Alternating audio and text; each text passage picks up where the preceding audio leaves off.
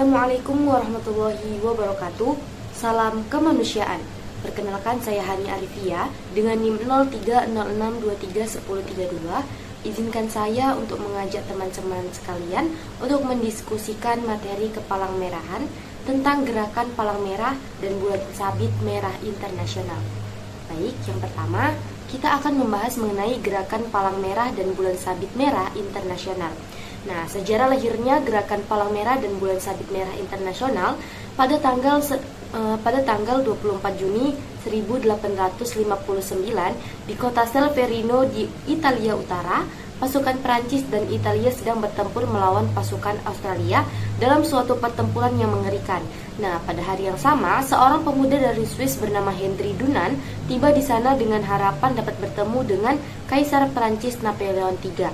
Waktu ini, bantuan medis di militer tidak cukup untuk merawat 40.000 orang yang menjadi korban pertempuran tersebut. Nah, tergentar oleh penderitaan tentara yang terluka, Henry Dunant bekerja sama dengan penduduk setempat segera bertindak mengkoordinasikan bantuan untuk mereka. Nah, dari peristiwa inilah yang mendorong Henry Dunant untuk menuangkan perhatian atas kerjasama perang, menuangkan atas kekejaman perang yang telah terjadi yang disaksikannya.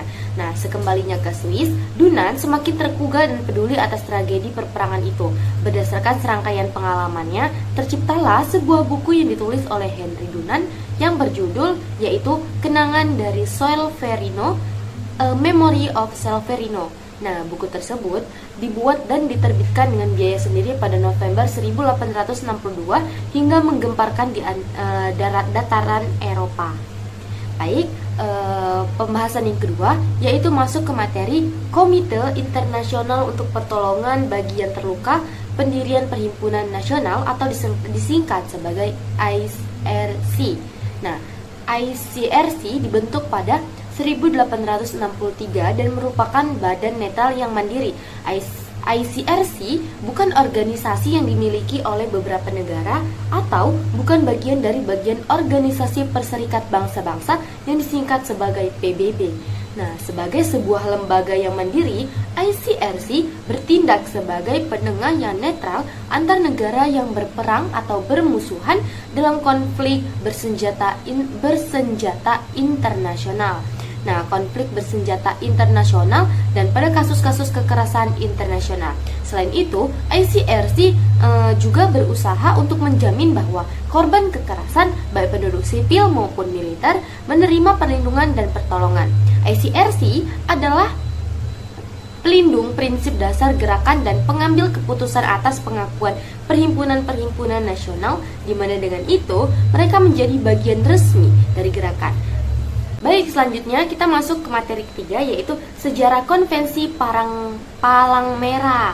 Nah, sebagai bahan diskusi, sebuah rancangan konvensi disiapkan oleh Komite Internasional. Rancangan tersebut dinamakan Konvensi Jenewa untuk memperbaiki kondisi tentara yang terluka di medan perang dan disetujui pada tanggal 22 Agustus 1864. Maka lahirlah HPI modern. Nah, baik, selanjutnya yaitu materi mengenai Liga Perhimpunan Palang Merah dan Sabit Merah. Nah, ICRC atau lebih dikenal dengan sebutan Federasi Internasional, sebelumnya bernama Liga Palang Merah. IFRC didirikan setelah Perang Dunia I, yaitu pada tahun 1919 oleh Henry Pomeroy Davidson, Presiden Komite Palang Merah Amerika. Nah, Henry P. Davidson kemudian mengusulkan pada konferensi internasional medis pada bulan April, tepatnya tahun 1999 di Sennes atau di Prancis, untuk memfederasikan perhimpunan palang merah dari berbagai negara menjadi sebuah organisasi setara dengan Liga Bangsa-Bangsa dalam hal peperangan dunia untuk memperbaiki kesehatan, mencegah penyakit, dan mengarungi penderitaan. Selanjutnya, kita akan membahas mengenai kegiatan perhimpunan. Nah, adapun beberapa kegiatan perhimpunan itu diantaranya kesiapan dalam bencana alam, pendirian atau pengaturan rumah sakit, pertolongan pertama, kemudian pelatihan perawat dan pekerjaan pertolongan pertama, donor darah, kesehatan masyarakat, bantuan bagi orang tua dan cacat, perawat anak, serta program pemuda. Nah, kemudian materi selanjutnya yaitu prinsip dasar gerakan Palang Merah dan Bulan Sabit Merah Internasional. Nah, baik, kita akan membahas beberapa prinsip yang ada pada kepalang merahan. Yang pertama itu prinsip substantif. Nah, yang terdiri dari kepalang merahan, kesamaan. Nah, kemudian prinsip derivasi atau turunan yang mencakup kenetralan, kemandirian. Kemudian prinsip organis, yaitu ada kesukarelaan, kesatuan, dan kesemestaan. Baik, kemudian kita masuk pada materi lambang gerakan Palang Merah dan Bulan Sabit Merah Internasional. Nah, lambang memiliki dua fungsi, yaitu sebagai tanda pengenal dan tanda perlindungan. Baik, sekian yang dapat saya diskusikan bersama teman-teman. Lebih dan kurangnya saya mohon maaf. Terima kasih. Assalamualaikum warahmatullahi wabarakatuh.